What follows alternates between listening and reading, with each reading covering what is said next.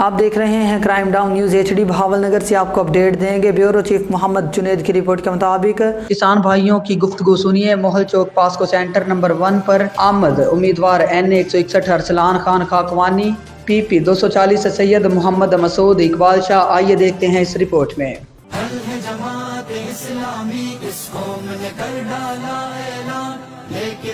बंद किया सारा दिन धुप्पे बैठे रह गए।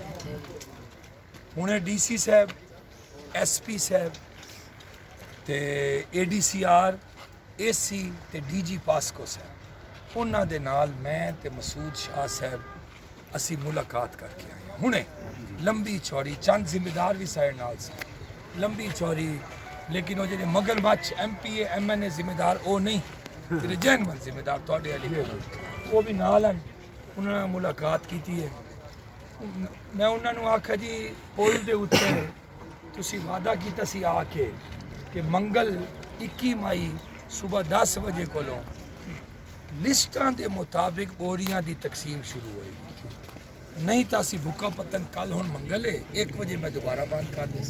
और इस दफा कला बुका पत्तन बंद नहीं करना, चिश्तियां वाली रोड भी बंद करनी है, रूनाबाद वाली करनी है, बिचना वाली करनी। उन्हें आखिर गल सुनो, तुसी कल का क्यों इंतजार करते हो? आप अज 12 बजे या 1 बजे तक ज़्यादा को ज़्यादा तमाम सेंटरों उत्ते लिस्टां दे मुताबिक हुण सुन लो, लिस्ट उत्ते जिन्हां दा नाम आ चुका है ओनू बोरी ना लभे, मैं जनाब ये DC साहब दे सिर DC साहब ने आख्या जी एक बंदे नू बोरी जिन्हां दा नाम लिस्ट ते आ चुका है वादे दे मुताबिक मिलसी। अज 20 मई सोमवार 1 बजे कोलों ये हर सेंटर शुरू होगा और रात गए तक जारी रहेगा। ये नहीं कि 4-5 बजे बंद हो जाए ना। और मैं इसी तरह हूँ हर सेंटर जाता पिया लोगों को दसन कोई मस सेंटर